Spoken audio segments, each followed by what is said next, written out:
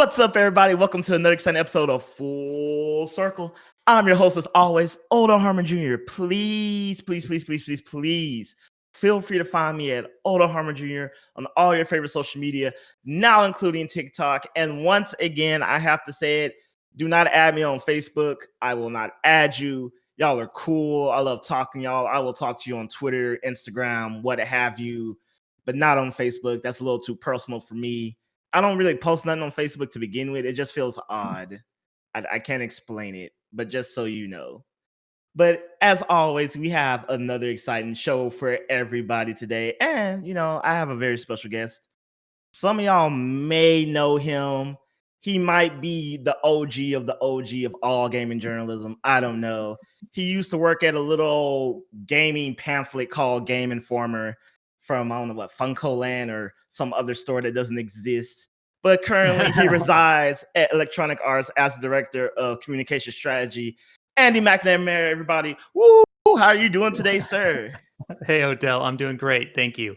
Thanks for having me on the show. Oh, as always. And just in case by that little intro I did, if people don't know you, who are you and what do you do? I don't like to make assumptions here. Well, I think you summed it up pretty well there in your intro. I've worked in games since forever. I was at GI for almost 30 years. Ooh. And I decided it was time for a change. So I'm at Electronic Arts and doing basically it's been really crazy. I'm at 4 months in, a little bit over 4 months in. So working on a ton of games there, trying to put together how we, get the games to market and just other strategies as we put the games together. And it's been a lot of fun. It's kind of crazy. The one cool thing about Electronic Arts is that we have a ton of games. So we had games that were launching almost immediately. And we have games that are launching years from now, and just kind of getting a chance to see them all in all their various moments and getting to start working on them at all those times has been incredibly enlightening. So it's been a lot of fun. Oh, okay. That's not nothing new. You said years from now, I feel like you've always had an insight of, the years to come. That must be really cool. It's like, oh man, I really wish they'd make a so-and-so game. You're like, yeah, I wish they would. It's kind of cool if they did. Yeah, it's definitely fun. I mean, it's interesting. A lot of things I knew and thought about the development process.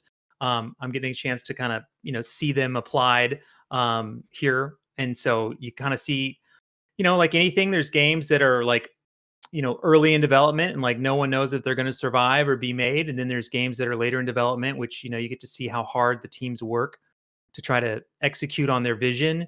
And it's just really interesting to see, to get that much exposure to the products as they're getting their way out into the consumer's hands. Oh, I bet. You spent so many years on the other side, and now you've always peeked behind the veil. Now you are fully behind the veil. You are Oz. You are the great and powerful Oz. I pulled the curtain.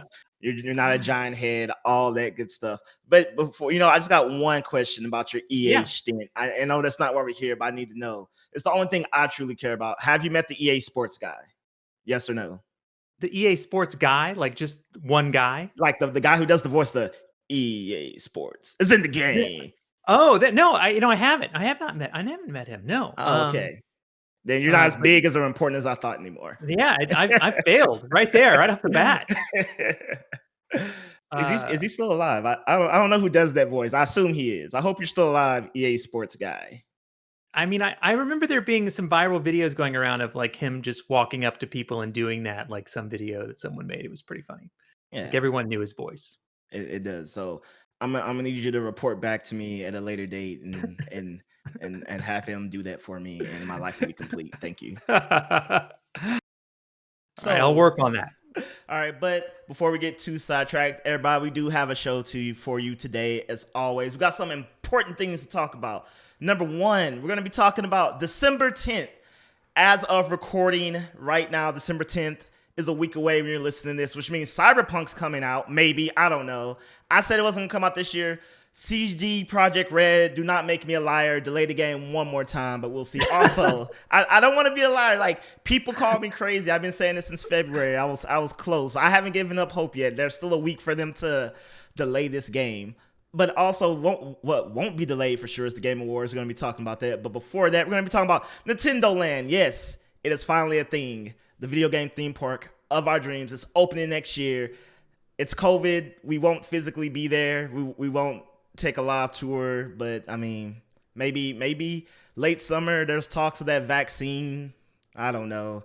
I can hope, people. I can hope. You can hope. I can. Yeah. But before any of that, we're gonna be talking PlayStation, yes. But unlike all the other times, we're not gonna be talking about how you can't find one. We're not talking about that.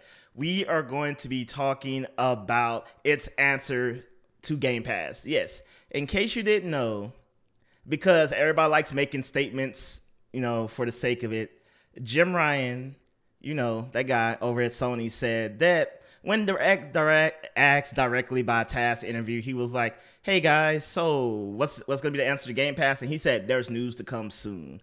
And set the internet ablaze because Sony was very hard on their stance about, we're not going to do a Game Pass format. That's not us. We're not doing that. And then lo and behold, he drops this little tidbit. So, Andy, my answer to you, do you think Sony's going to come out with just basically a Sony Game Pass?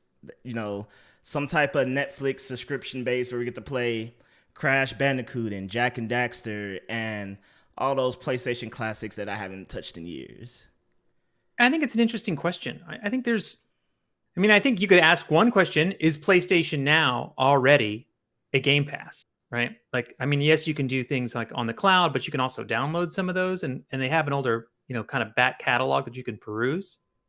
So I think there is a very real chance for them to do something, I think, that's maybe a little bit more digestible, I think, by the masses. I think that kind of the tests that they're doing on PlayStation 5 right now with the PlayStation Plus, what do they call that one? The one that comes with the 20 titles that comes with your PlayStation 5. Oh crap!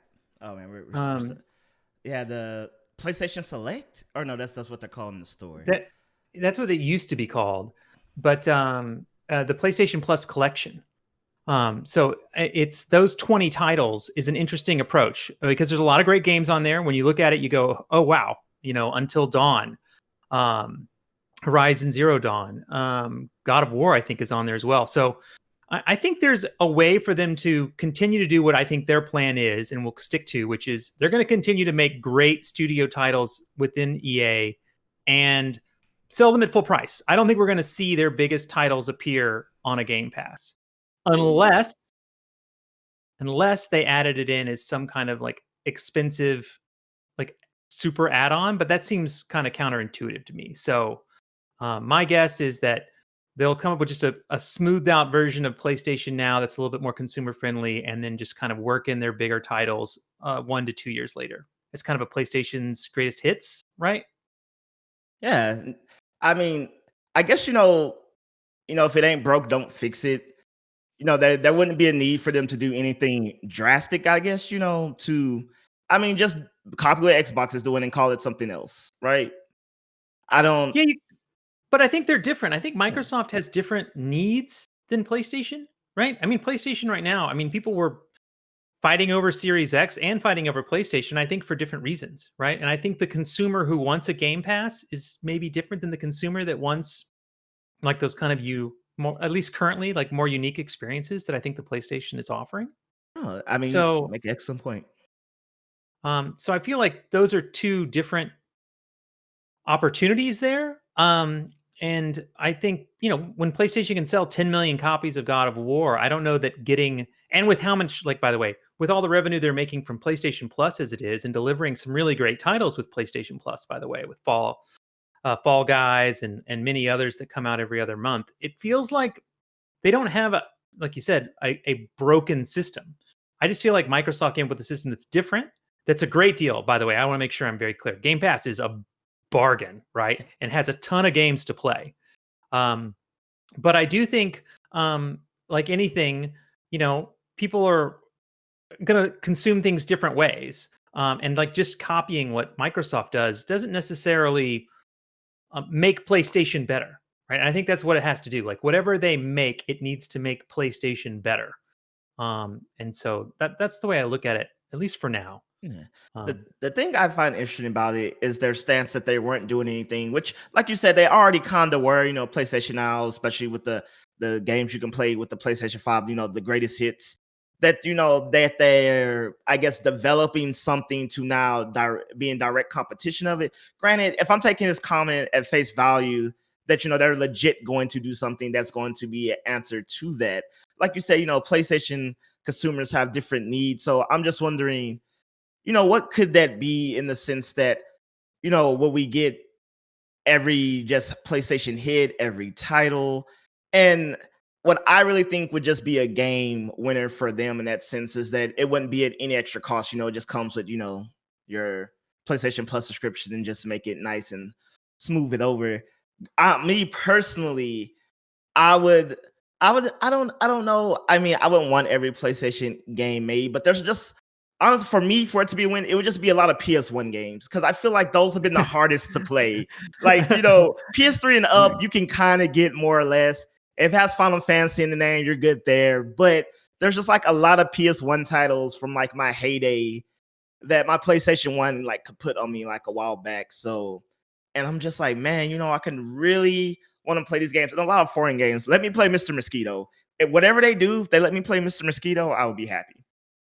Yeah, I mean, I think that's all possible. I think that's all a reality. I just don't. I mean, that's the thing is that like, what if they just took PlayStation Plus and made it instead of 2 titles, it was 4, right? Oh, I mean, I don't. I guess I don't really feel like they're losing ground right now. The PlayStation has continued to grow. The PlayStation Plus subscription program has, and obviously Game Pass as well. And I do think if they did come up with some kind of change to game PlayStation Plus would be that I think they would include third parties. I think there would be a real opportunity for third party games to find their way in there. I don't think it would just be PlayStation titles, but even um, Microsoft kind of moves titles in and out, right? Like just like HBO Max or something like that, where they have some movies in and then they run out of time and then they come back to kind of give people an opportunity if they want to own them to buy them. So I think there's probably something like that. Like they're not just going to say, "Here's every single PlayStation 1 title ever." Also, that's a lot of work to get all those games. Like to get those games working on a PlayStation 5 or working on a network is going to be a lot of a serious endeavor. Um, where I do think there's something to be said for PlayStation Now is it's not what I want it to be, but I feel like those games being on the cloud, finding a way to make the service a little bit more robust. I think in the next 5 to 10 years, that's going to mean a lot more. I really do believe that right now, cloud is maybe a little bit ahead of its time, let's say, but it's close, and it's a service that I think can be very real and a great way to play those older games. I think there's opportunities to create some subscriptions around those type things. But like I said, I do not see Sony putting day and date where their biggest games come out on a pass that you get. Oh man, I mean, I agree with most of that, but I just want to circle back real quick. When you said add 2 games to PlayStation Plus a month instead of to make 4, I was like, man, my heart skipped a beat. I was like, whoa, that I would be okay with that. Because it's usually like one game that I'm mad that I bought last month, or a game I never got to, plus the game I never heard of, I'll never play. But 4 games. Now it's like we get the indie, the AAA, that game that you thought about trying, and then like the random. And, Yep. ooh, that would be nice. And it's simple, and they don't have to do nothing crazy, and everybody wins. Yeah, and I mean, I feel like I play a lot of games. I mean, I got to work too, but finishing 4 games a month is sometimes tough, right? Depending on how big the games are and like how much you want to play them. So that's a lot of content to fill up your time. Yeah, and Um, I mean, just look at Bug Snacks. I mean, from my marketing background, from my mhm. marketing jobs I had, if I was someone, I could be like, hey, look at Bug Snacks. That game went from like no one really heard of it. Then we said, hey, it's gonna be free on PlayStation Plus. Be exclusive to Sony, and we're gonna push it hard. That could be a win because I promise, like. I did not think Bug Snacks people were gonna like take to it, but they did. I don't know if it was quirky. It's because it was quirky and free. But I mean, I'm surprised. I keep seeing people every day tell me how it's the greatest game since sliced bread. And since I finally acquired a PS5, I guess I'll be playing it and I'll find out for myself. I have my doubts. I'm not gonna lie. I'm not on this gravy train just yet. I feel like it'll be cute. I might chuckle here and there, and then I'm going to quietly dismiss all comments about how it's one of the best games of a generation. I mean, it's not blowing any doors off graphically. You know what I mean? You're not like plopping it in your PlayStation 5 when you first get it and being like, let's see what it can do. I mean, but it's a fun game. I've been playing it. I haven't finished it yet, but I've been kind of working my way through it. It's weird. It's quirky. It has its own vibe.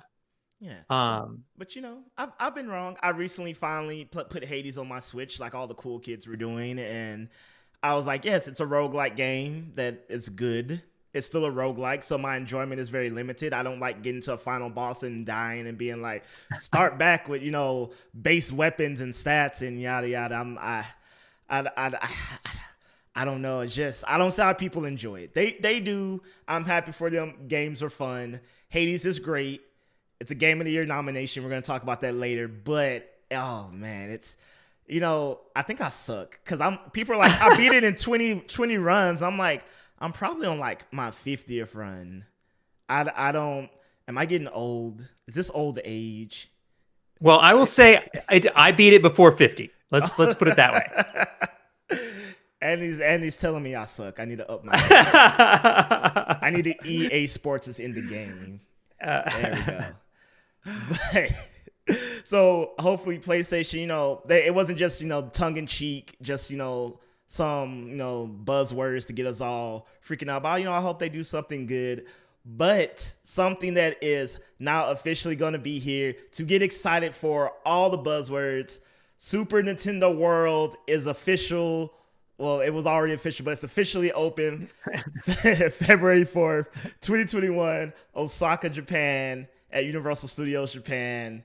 And if you didn't know, it looks amazing. Like, it's basically all Super Mario theme. I know they're saying, they're going to add areas as time goes on. I think the next one is a Donkey Kong Land, but they have a Mario Cafe. They have a Mario Kart coaster that you get to ride with a Mario VR headset that looks insane.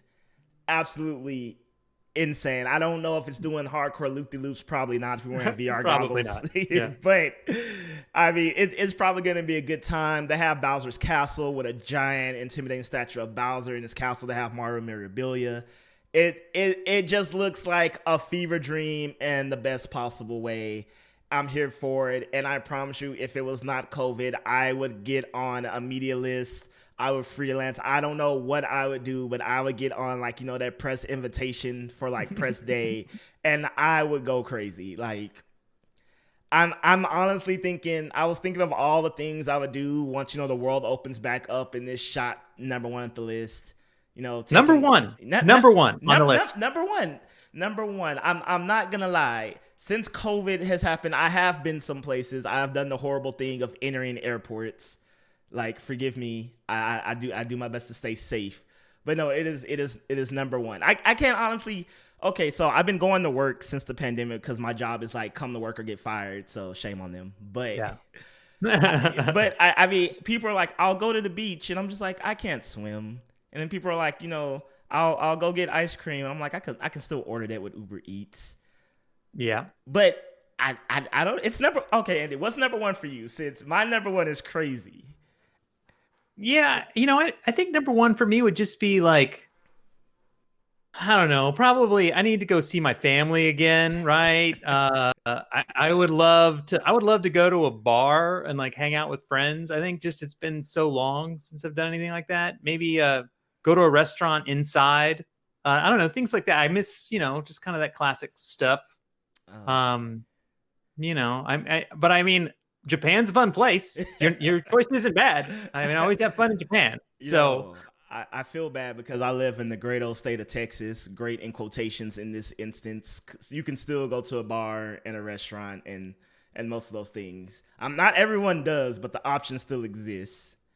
I think we've had the option until recently here in California, but I don't know. I still try to be very careful about where I go out and what I do. So most definitely. I contracted COVID back in June. It was a horrible, horrible, horrible time. Oh my gosh. Yeah, I'm good now. I'm good now. This was actually before mandatory mask order. This was still. It was literally. I kid you not. The week was like people at work being like, "It's no big deal. That's all smoke and mirrors." All that. I worked in that type of work environment. Just Yeah. so you know. Well, you're in Texas. Yeah. And then like I was like, oh man, I think I have a cold. And then it was just like dead to the world. And then I woke up and it was like it was literally like mandatory mask orders. Businesses were shut down. My job was shut down. I was like, whoa, Twilight Zone episode. That's crazy. But yes, Nintendo Land. Yeah, Nintendo.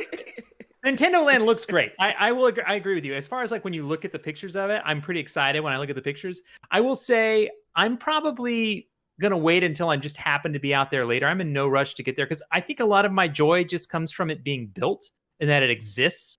Where it's like I don't know that I want to go to an amusement park and share AR goggles with everyone that's ever been to that park.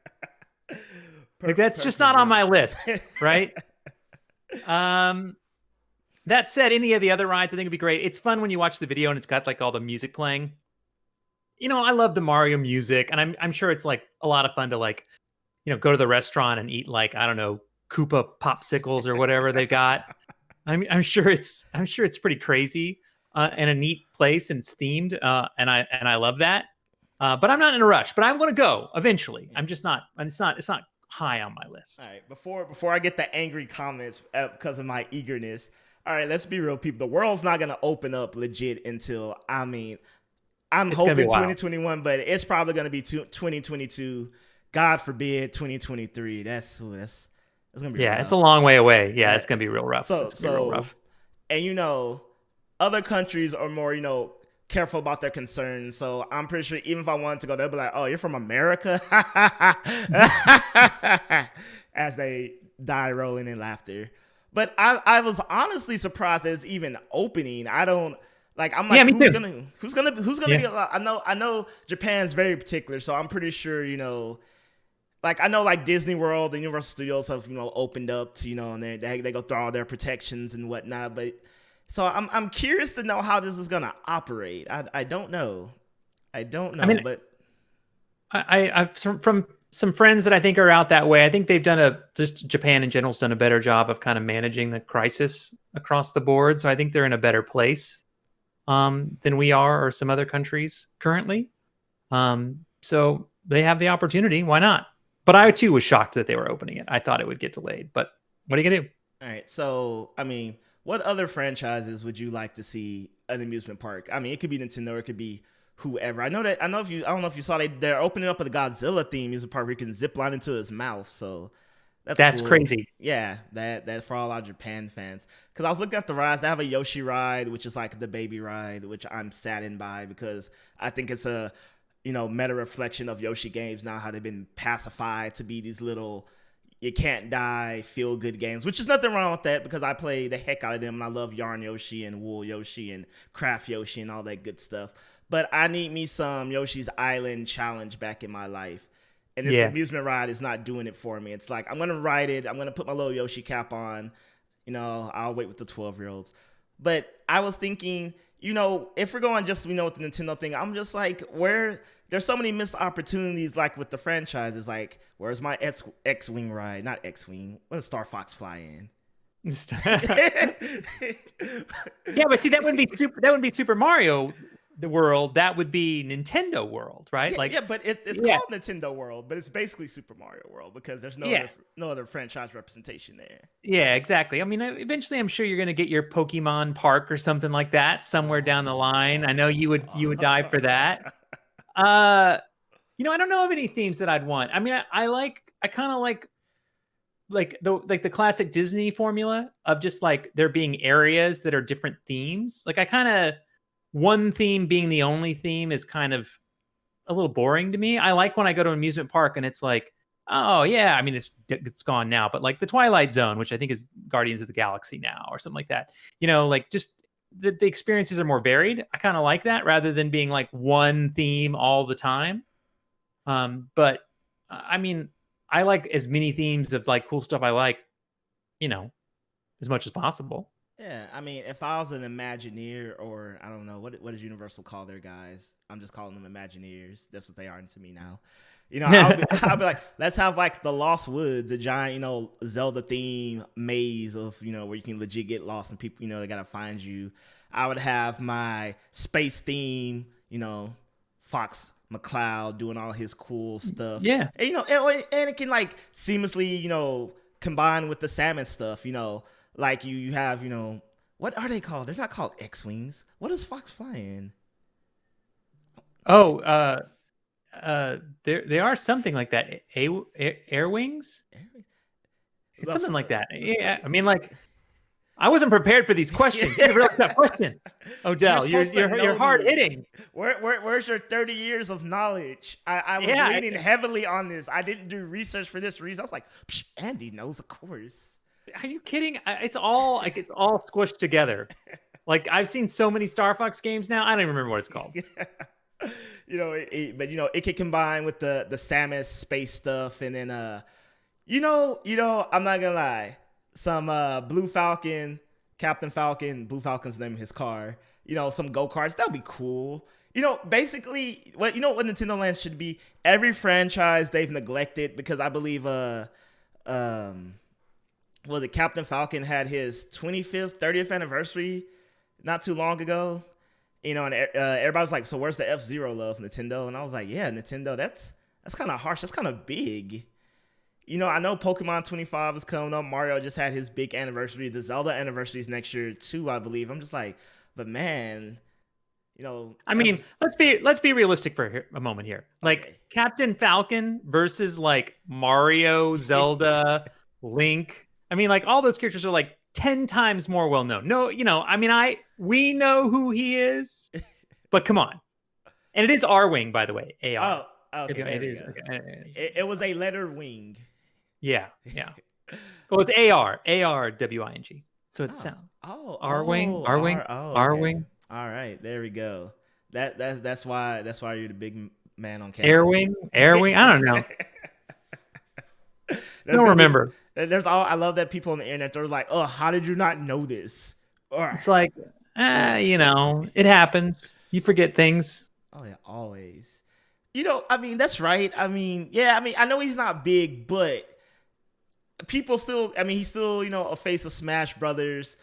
I mean, no one knows half the Fire Emblem characters, but here we are. Yeah. Every week I gotta learn a new one. I was just like, oh, I guess I gotta care about you. It used to be Marth and Roy, and now it's like, they throw a new one at me every so often. I'm just like, I don't even know if these games even sell well. I guess they do. I guess they do really well in Japan. I don't know. They keep forcing me to love them, and I don't. I know that sounds harsh, but it's not. Hey, different games for different peeps. It happens all the time. Oh yeah, no, most definitely. But I'm excited to go. It is number one on my list. I see my mother. I promise you, I saw her like last week. I even hugged her. So I don't know. You have me feeling some type of way, like it's like friends, families. Nah, I need to go halfway across this planet. I need to experience this. I'm not gonna ride the coaster now. Let's just say somehow I don't even know what happens between now and this time next year. But let's just say the world is all right. I don't know. Biden pulled the miracle out of his hat. The Middle East made peace. I don't know. Aliens exist. Whatever. I don't know what the answer is, people. That is not my area of expertise. But let's just say I can go. I will no longer ride the Mario coaster because you kind of killed that dream for me. Don't blame me. No, you don't blame me. No, I am blaming you 100%. Oh man, like they're gonna be like, "How's the coaster?" Like, I don't know. Andy said that everyone's gonna be sharing those, and I'm gonna kill myself, and so I'm not. I didn't say you're gonna kill yourself. I just said I was not looking to share an AR experience with everyone who's been to an amusement park. And that's just, I just choose. I'd like to do I like AR. I like VR. I just want to do it on my own headset. All right. That's fair. Play some Half-Life Alyx. Yeah. I haven't played that yet. I haven't played it either. Fun fact, I don't own a fancy VR headset because I don't know, I just don't. Like, I have to wear my glasses because when I wear my contacts, I don't know, things get screwy. My I'm with glasses you. don't fit. You know, I don't know, but I want to. You know, everyone tells me it's the best thing since sliced bread, and I don't know. I like also pretending like I'm a big Half-Life guy. You know, that's the I call it, you know, the easy gamer elite opinion. It's like, how do you feel about Half-Life? It's like, oh, best shoot, you know, first person shooting ever, highly underrated, better than Halo, and people are like, intellectual. I'm like, yes. I mean, it's definitely a classic. I don't know. I think it's, you know, I think the FPS world has passed Half-Life by to some degree. I mean, that's why I'm interested to play Alex, just because, you know, it's now in a new realm. It's not really competing in that classic FPS space anymore. You're Now right. it's gone. I have a friend who was very ahead of his time and had like a full gaming rig when the orange box came out, and I kid you not, like, as God is my witness, he kept laughing at me and be like, "Huh, you haven't played Half-Life? Huh, huh, huh. Oh, in Team Fortress 2, best co-op game ever." And I was just like, "Bro, I share a computer with like dial up with my mother. What is this orange box you speak of?" And he was just like, "Oh, nah, huh. Have fun on your PS2." Haha. I kid you not, like that was my first encounter with, like, you know, PC master race culture. And I Yeah. remember, and you know, oh, I love them to death, but I just remember for the longest time, I was just like, "What is the orange box? What are you talking about? Team Fortress 2? What happened to Team Fortress 1?" And I will admit it, people, I never heard of Team Fortress 1. Neither did you. Stop lying to yourself. Maybe Andy, he's an OG, but most of us had never heard of that game at all. And I swear, I don't know who played it, because I ask people every time I meet them. One of my favorite questions I ask, "Did you play Team Fortress 1 or 2?" Because the world swore it was like one of the biggest games ever. And I kid you not, maybe about 10% of people say they've played it. So I don't know where this huge fan base is. Find me. Let me know about your experiences. I know some people that play that game pretty seriously. Yeah, it's a big title. It's just you were running in like different circles, you know? You had different friends. I was You too were, young. yeah, I you was know, too. it happens. You know, again, you see, I wasn't enlightened. You know, I didn't have my intellectual opinion yet. Now you were just like red and blue are the greatest games ever. Back off. You know, I was like, the future is now, old man. Let me introduce something called Yeah. Halo. Have you heard Yeah, of I Halo? mean, see, like that's the thing. It's like I one of those things I did back in the day is I actually underestimated two games in my career when I was a journalist. Was that, you know, I thought GoldenEye was cool, but I had already been playing a ton of FPS on PCs, so I was like, yeah, it's not bad. You know what I mean? It's pretty good. It's fun. And then like a bunch of people that had never played FPS on console were like, "This is the greatest game ever." And then it happened again with Halo. I was like, "Halo's pretty cool. I mean, I like it, but I mean, like I've done some cooler experiences on PC." And all of a sudden, like it blew up, right? Because a bunch of people hadn't played them and they loved it. And it's like, it was like just a miscalculation, I feel like, on my part, because the perspective was different, right? As to how you approached it. And for someone who had not been playing on PC and was only playing on console, I can see how, you know, both those games would have been mind blowing, right? As far as the way that they changed, obviously, games, because we have tons of FPSs. They're the biggest selling games of the year on console these days. Yeah, I'm with you on there. I guess one of my biggest faux pas that I'll look back on is that I thought Destiny was going to be a flop. I was like, what is this? Realistic Borderlands without the humor? Flop. Oops. I was, Yeah. I was wrong. I was like, what? You want me to do this same raid 20 times for a kind of a legendary weapon? Yeah, flop. Yeah, I was, that was one of those few times, like, I talked so much trash about it. I'm so happy I wasn't like any type of, like, well-known game journal or critic, because man, people would have tore me a new one. I was speaking to, like, my circle of like 10 people, and whoever followed me on Twitter at the time. So no one saw that. Like, it's very deep. Oh, I'm making an alt account on Twitter right now to mock you. You're like, isn't this the guy that said Destiny was gonna be a flop? Like, yeah. Hey, I called Anthem correct though. Just a fun fact. I feel like I can say this now. I went to a closed door preview at one of the PAXs. I believe it was West. So I was there, and people were there, and I was like, I didn't at the time. I didn't even know it was a behind the door preview, and like they were talking about it. Everyone's like writing and asking questions, and I'm writing my stuff down too. Getting ready to type up an article, and I remember thinking like, man, this looks bad. But I learned my lessons. So I was like, maybe it'll release because they were going over their big thing in this demo was like, look at these choices you get to make. They have like the face there, the guy and the guy's just talking, and you choose the choice, and then like they should do like an alternate choice. And I was like, but the loot's random, so does your choice even? Well, whatever. The flying looks cool. We'll all love it, I guess. And then so I mean. Shout out to Anthem, you tried. That's the nature to be sometimes. I'm not trying to insult it. Like I know I know. Hey, I had my problems with Anthem before it came out, and I work with that team some now. So it's like, I think everyone has different opinions on that stuff, about what gave Anthem value. I was on the train of like, I think whenever you add flight to anything, I think it limits the market of who will play it, right? And I think sometimes too with loot and loot systems, I do think you have to be very particular about them, especially with just like my history with like WoW and EQ and things like that. I get very concerned about loot systems, so I shared some of your concerns about their loot system going forward. Yeah, so I think I should preface this with I never actually played Anthem.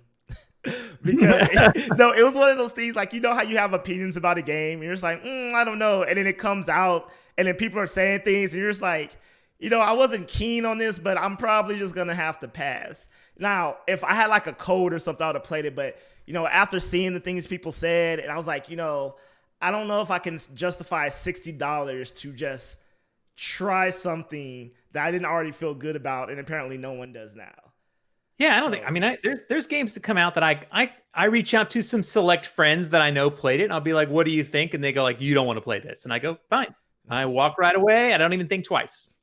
All right, so speaking of games you might or might not want to play, December 10th, Game of the Year Awards, and the drop of Cyberpunk 2077. And let me get the elephant, gorilla, pink, whatever color it is, out the room. Andy, is that game coming out December 10th? Is it really? Okay.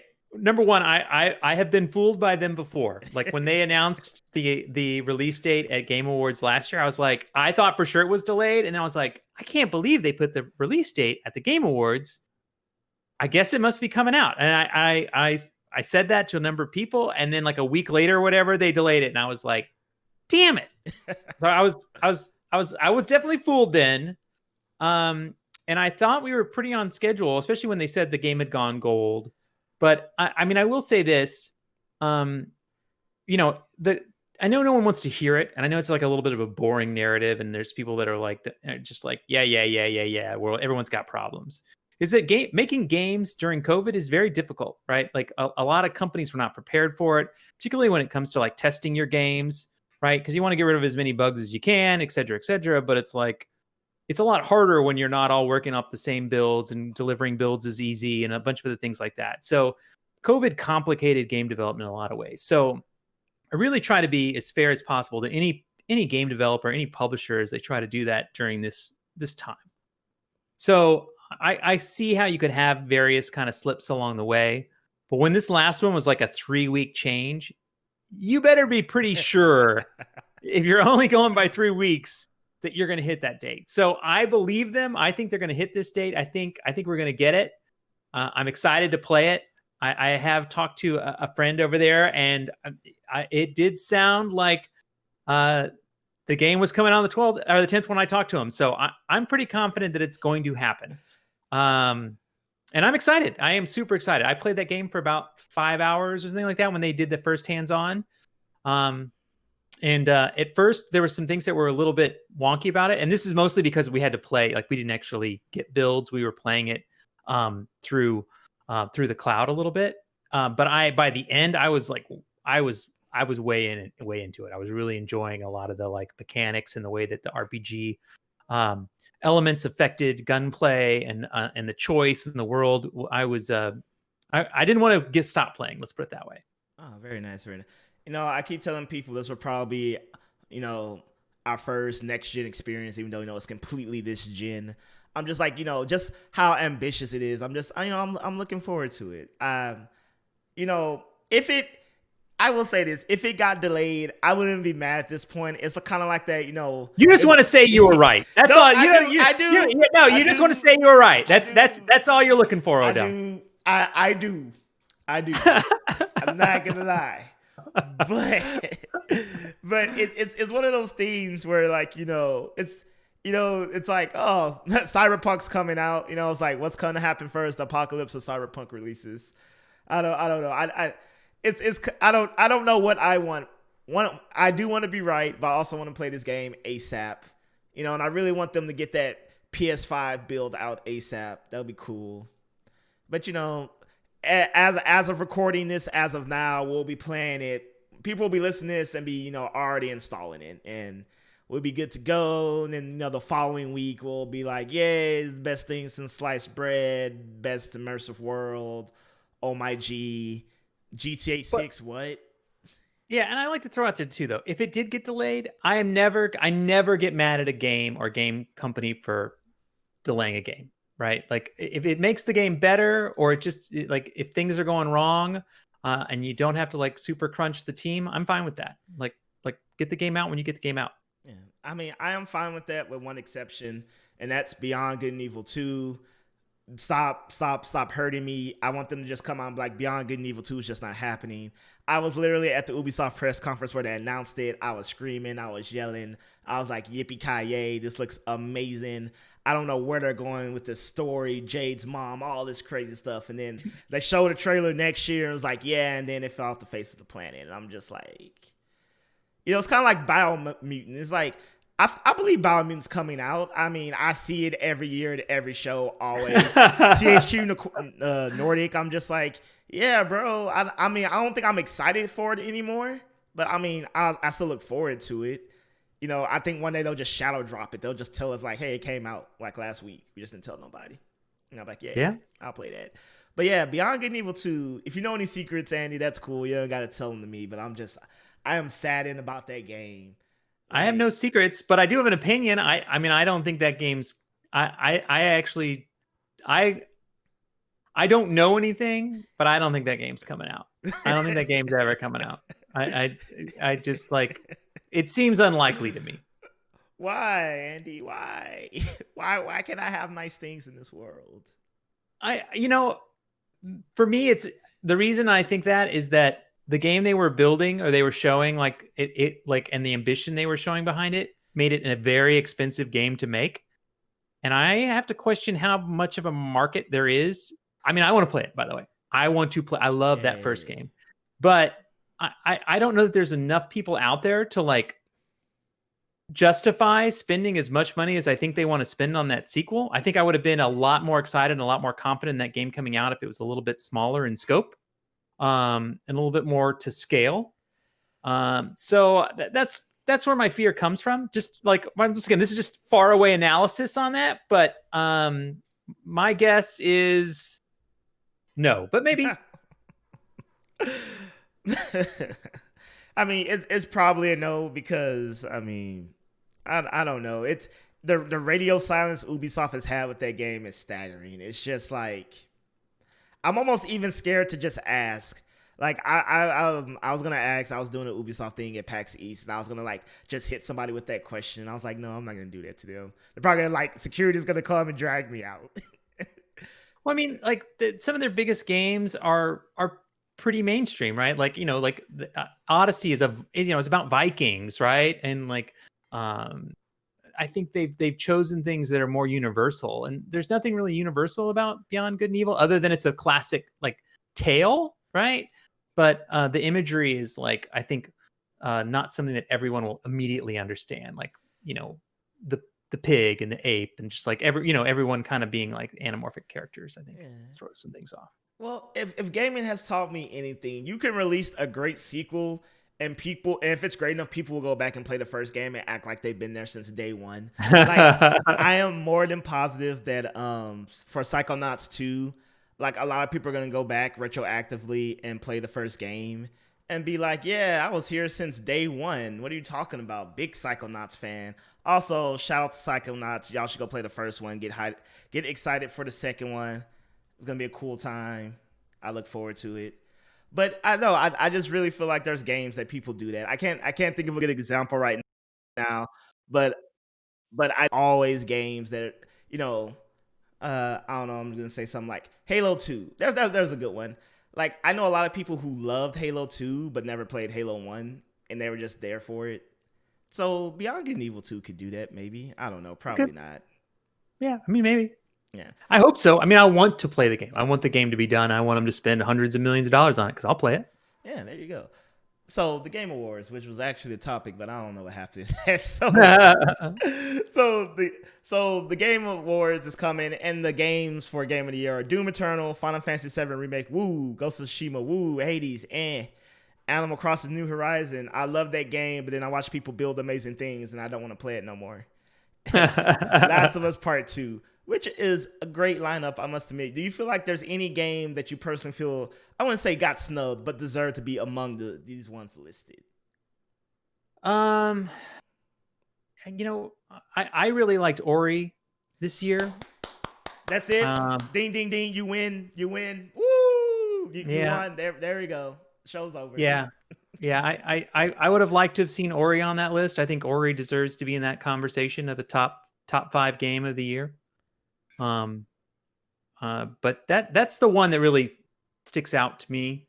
I did not like, I know a lot of people on the Kentucky Route Zero. I did not enjoy, I mean, I enjoyed that game. I didn't put it in the amazing upper echelons like some did. It's just taste, I believe. But I definitely feel like that's one to be talked about. No, how about you? Oh man, you said it. I was ready to sing Ori and the Will of the Wisp praise because I fell in love with Ori and the Blind Forest. Like it's probably one of the best games I ever played. No hyperbole. I mean that. And I loved Will of the Wisp even more. Like I hated the story for all the best reasons. That ending, oh God. Like you know it's coming maybe like at least 2 hours before it happens. Like the game gives you the alley oop. It doesn't try to surprise you with where it's headed, but it it's a beautiful game, just absolutely stunning. I loved it, and it's fun, and I think they really smoothed out like a lot of the challenge, just some of the interest things within the world. It was just more polished, I felt. Yeah, and Moon Studios, great job to them.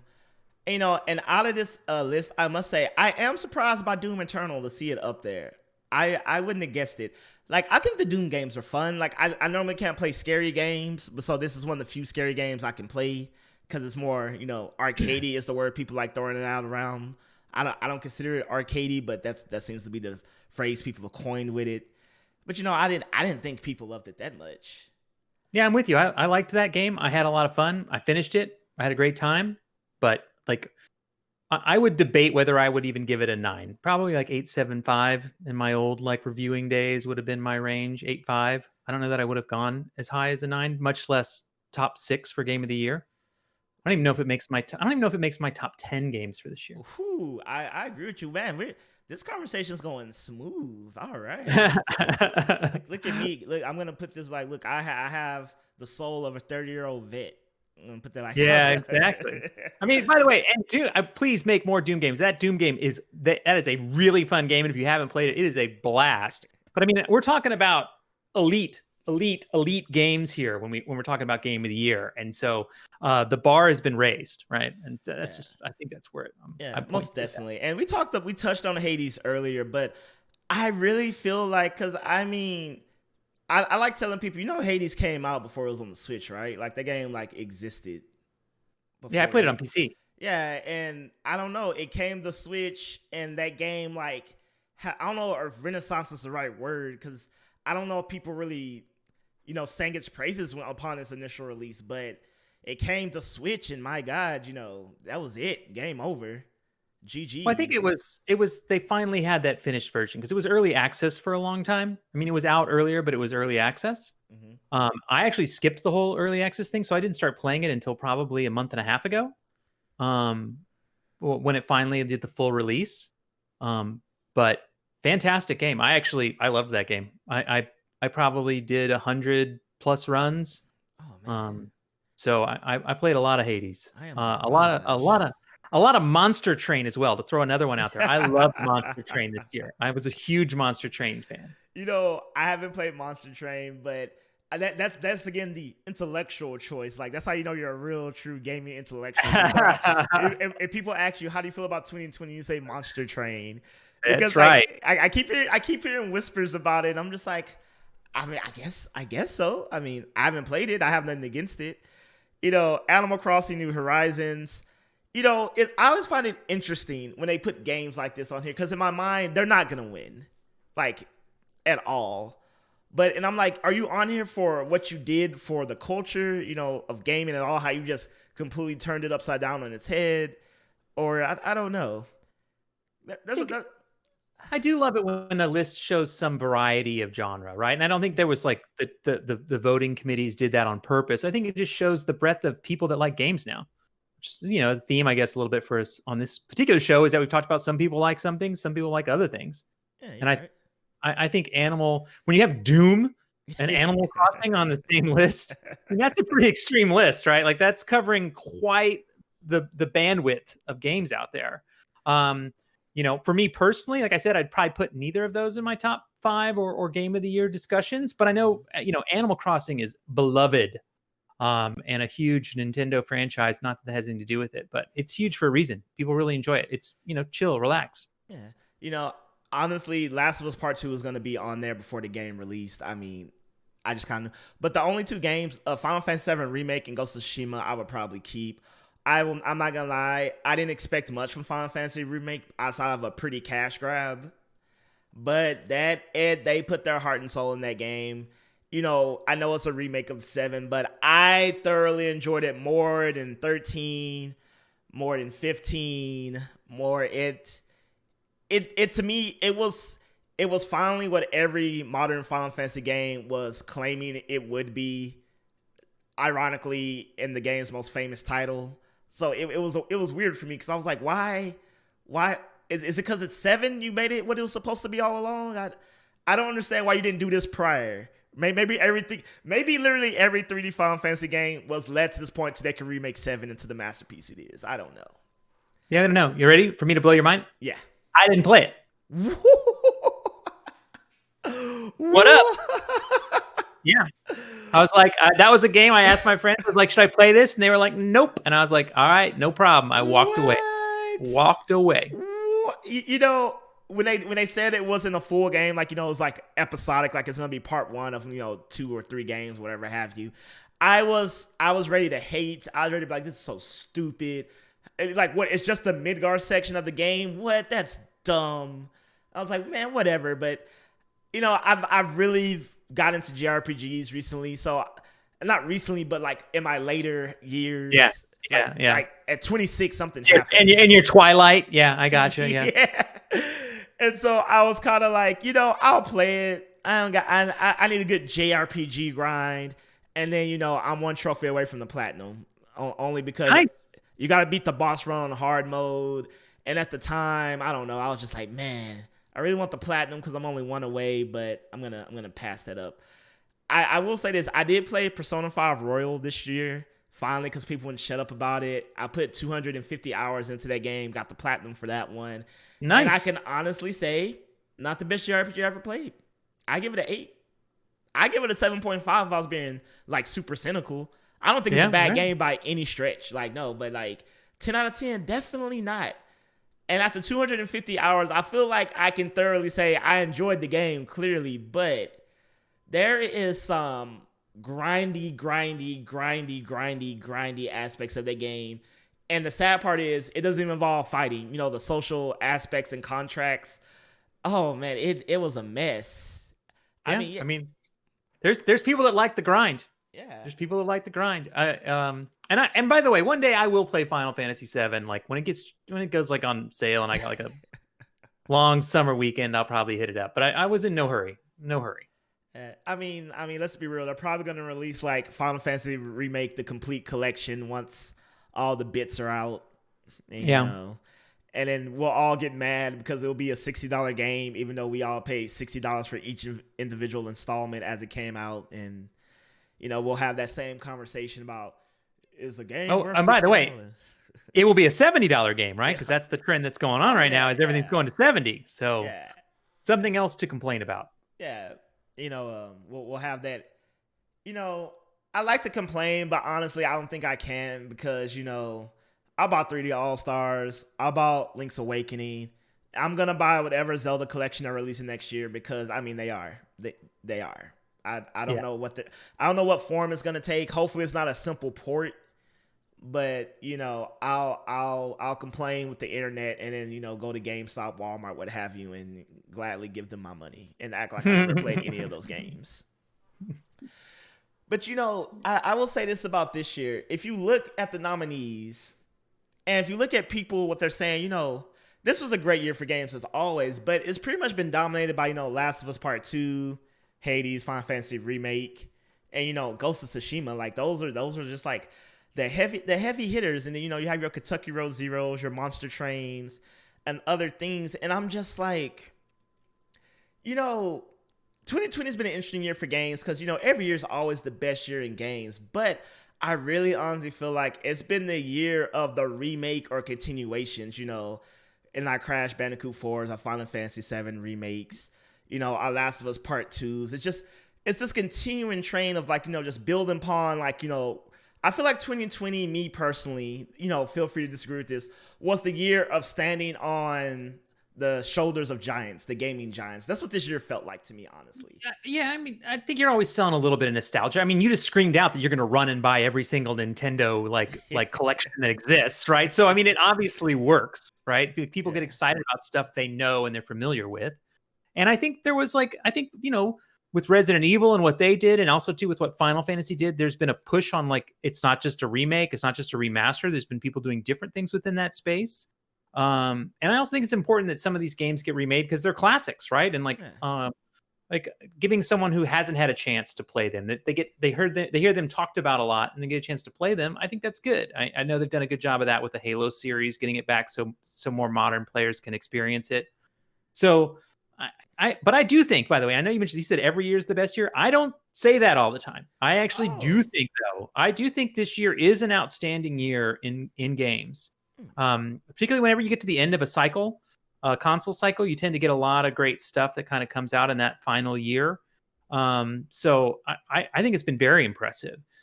Even things like Astro's Playground was an amazing game on PlayStation 5, which you'll find out as you play that a little bit more. I think it's been a very, very good year for games. I mean, we're looking at, I can't keep up with all of them, right? I mean, I still haven't played AC. I'm gonna play Cyberpunk. I've been playing Shadowlands from Blizzard. There's a Cold War just hit. I haven't had a chance to pick that up yet and play it.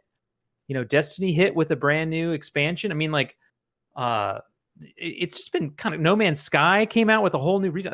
It's amazing how much output in games we've had this year, and how much effort and work that it's taken to get those many games out. So I find it very impressive as far as basically an entire industry. Games has really delivered this year. Okay, and we're gonna top that off with some Cyberpunk, right? I mean, that's the hope. That is the hope. That's what we want to see. Oh, I'm glad you said that you don't actually consider every year gaming's greatest year. Yeah, no, there used to be a thing where every 4 years was really, really stand out. If you go back and look, there's some things through the 90s and 2000s where every 4 years was a really crazy standout year.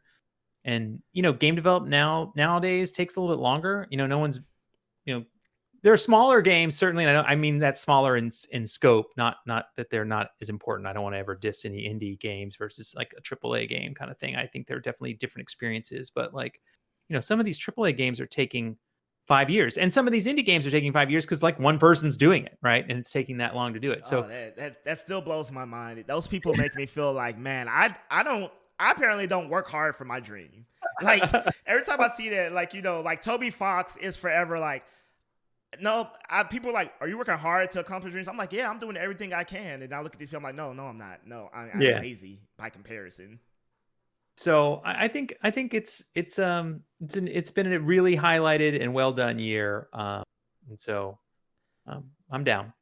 And and it's cool. And to looking at the positive, if you will, of COVID, that it slowed us down in the sense that I got to experience most of the big games this year, which I can honestly say probably rarely never happens.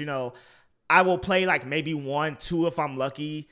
But like I've played pretty much every game of the year nomination this year, and I don't think that's ever happened like at all. So Nice.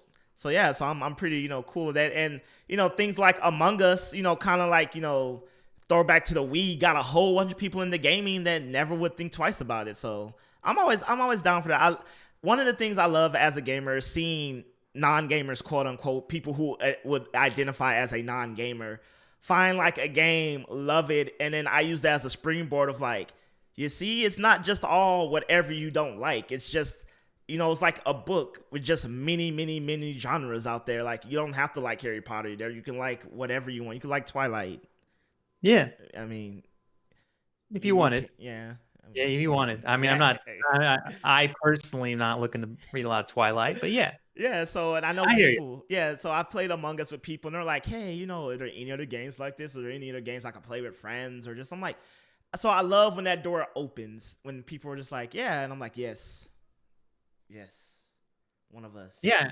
I mean, I think I'm gonna tell it. This is an Andy story, right? This is an old. Oh, I mean, when I first started in games, I used to go around and people be like, "Oh, I'm in games." They're like, "Oh, you mean like the arcade stuff and like other stuff?" Like, "Oh, like the Nintendos and stuff." And like people really didn't know what they meant, right? And it was like really important to me that like gaming be mainstream, right? And as gaming has grown up and become more mainstream, and those things that even you're echoing now, where it's like it's really fun to see people kind of come into the fold of what gaming means and how it can change the way you look at entertainment, interactivity, and the way that you can explore and do interesting things in that space. And I think that's interesting that we're still not there. We still don't have 100% penetration, but look at how far we've grown. Look at how far we've come, right? Where, I mean, there are people who are running the government who play games, right? Like that's nuts to me, right? Like that was like not the thing. It was back in the day. It was like Mortal Kombat was on trial, like all these other things, and like now we're at a point where the people that would have had that committee would have played a game, would have played Among Us, would have done something, would have been played League of Legends, right? I mean that kind of stuff is insane, and the way that it's changed culture and the way people respect and look at games is, I think, magical. But the one thing that's scary is that as it grows, we also get a little bit more at each other's throats, like telling people that what they like is not valid, or you know what I mean. Like gamers serve as gatekeepers, that you have to love Half-Life to be a real gamer. Like you said earlier, right? And I think those are things that are things that we have to change, right? About who we are as gamers and how we like experience and share games with everyone else, because I think ultimately games are best for everyone when everyone plays, right? yeah, And I think that's the thing, is that gamers have to accept that, like we did in this episode, Odell, go, you know what, that game's not for me, and move on. Play the games you yeah. love, play the games you like, and it's okay to not like everything, and it's okay for other people's to like stuff you don't like. Yeah, one of my growths as a gamer is, accepting mobile gamer as real gaming. Like I'm not gonna lie, I used to scoff at someone who'd be like, "Oh yeah, I play mobile games. I love gaming." I'm like, yeah, whatever. And I like, did that too, by the way. Everybody's done it, but we got to get rid of that. We got to not think yeah, that way, right? yeah. Like, And one of the funny things that I always think back on is I had a friend who genuinely loved playing Farmville, like back in the Facebook era of when Farmville was everywhere. Like huge. they got a Facebook just to play Farmville, and I thought that was crazy. That was dumb. And and I mean it's a full-fledged game regardless of what you play it on. But then I'm thinking of, why did I judge that person? Because then years later you have Stardew Valley and like the world loves it, but in its essence, is that any different than Farmville? You're growing crops and just going about your business. Yeah, I mean, like you go look on Steam and like Farming Simulator is in the top 10, and it's like half those people were mad at the Farm Bill people, right? Like, I get it, they're different games, but like that's not what's good about games. What's good about games is, and that's the thing too. I think this year's a great example too, is that when everyone is making a ton of games and there's a bunch of games being consumed and all kinds of different things happening, that there's more variety in the type of games that are out there. That there's more things that we can look at, that we can have an award show like the Game Awards and as big as the Game Awards, have Doom and have Animal Crossing on it, right? Like that's how that happens. That happens because the industry grew, because our tastes are different, right? And so they're making games for everyone's taste because there's enough of a market for your weird taste to have more people that have the same weird taste as you, so they can make games for it, right? So I think it's been a very powerful year in games, and it's going to get nothing but better. That's what I'm excited about. Most definitely. My grandma, like, so she like, I'm her grandson, so she's always like, "Ooh, send me your stuff." She knows nothing in video games, and she always asks me, "What do you want to do?" And like, I tell her like game journalism and what all that entails, and she's just like, "Yeah, okay. I love you, and I hope you can do that." Like I literally, like, my grandma, like, I love her, but like I'll tell her like, "Oh, IGN or what have you had an opening, I'm gonna apply," and she's like, "But don't forget out. You need a job to pay your bills, like a real one." And I'm like, I mean, she is still stuck on this. It's not a real job. She thinks like it's just some hokey thing I want to do. I imagine, that's how like the kids who went to go work at Google when it first opened, they're like, "Mom, they're going to work at Google." And they're like, "Well, when you're done with that, make sure you look for a real job, so you can raise a family." I think that's what that's what always the people, like your family always says to you when you go get a job first time, right? I got told that when I started. I was like, "I'm gonna go work at a video game magazine," and they were like, "Sure you are." Yeah, it happens. And then you get your wad of cash, and it's like, "Yeah, Mom and Dad, I think it's going all right." Oh, excuse me. This fan that's made out of money is dirty. Let me get my new one. Oh yes, because everyone knows about all the money in game journalism, right? Yeah, it's truly overflowing. All right, how about your fan made a clout? There you go. Like there you go. There you go. But yeah, 2020, we're in the end game now, people. It's over. It's not really. I mean, January is not going to be that much different than December, but at least we'll be done. We'll have a whole bunch of memes about it. We live through history, people. So we live through history. We live through history. But Andy, thank you for joining me. I greatly appreciate it. You will forever be one of the greats. Speaking of history, no, you're super young. Yeah, yeah, that's right. I still got things to do. By the way, I came to EA to do things, so we still got stuff coming on. Like I that's what I'm here for, and I want to still do cool stuff. So just in a different place. But no, I greatly appreciate you and love you, and so does the industry. And we get all types, like you said. There's different levels. So in case the people want to follow you, know more about you, where can they do that? Where are you at? Where are you crawling at in the internet nowadays? I'm like you. I don't do the Facebook very much, but at the real Andy Mac, I am on Twitter all the time. I read the notes, I read the DMs, I see what's up.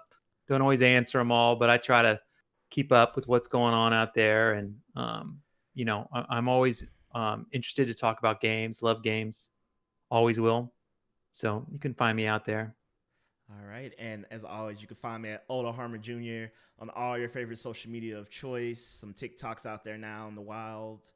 I mean, I post like one a week. I don't know what I'm doing. Are you doing some dance moves on the TikTok? I did one. Challenges? Are you doing some challenges? What are you doing? I did one and immediately deleted it. It was like I looked at myself and it was like it had that weird like, oh man, I'm fat and I look old. Like old in the sense that like I'm out of touch. And I was just like, oh man, this is not where it's at. This is not how I will make it big in the world. Delete. But I don't know. I'm trying to. It's so weird because it's at that point that people always joke about, like, things fly by at like 3 seconds. It's a 3-second video followed by a 5-second video followed by. And I'm just like I think I'm at that point where I'm like I had a social media platform that's just not for me. I'm pretty sure Jobs at some point be like, fluent in TikTok, and I'm just gonna be like, oh God, I'm here. How am I here? You need to do that daily TikTok content. Let's see it. I mean, you got to be dancing. You got to be doing it. So, like, do you want it? I don't know. I don't want it bad enough right now. We'll see. I'll chop this show up in like 1,000 different clips and like sprinkle them throughout the TikTok world, and maybe one will catch fire. Maybe one will catch fire. It'll probably be something taken completely out of context, and I don't know. It'll be like, I think blah blah blah game sucks forever, and then it'll be like, wow, I'm gonna be known as that guy now. Yeah, that's fun. Yeah. But that's nature of the beast. That's nature of the beast. So thanks for having me on, Odell. I appreciate it. You're welcome. But like, share, subscribe, people. That whole spiel. I got a Patreon. You can join that too. You don't have to. I always tell people sharing content is free, so you can do that. But if you want to join Patreon, like Brandon Frazier, Baker Rice, Gabriel Garcia, go ahead. Shout out to them. But as always, everyone, have a great week. Be blessed. Thank you again, Andy. It has been a pleasure. Cheers.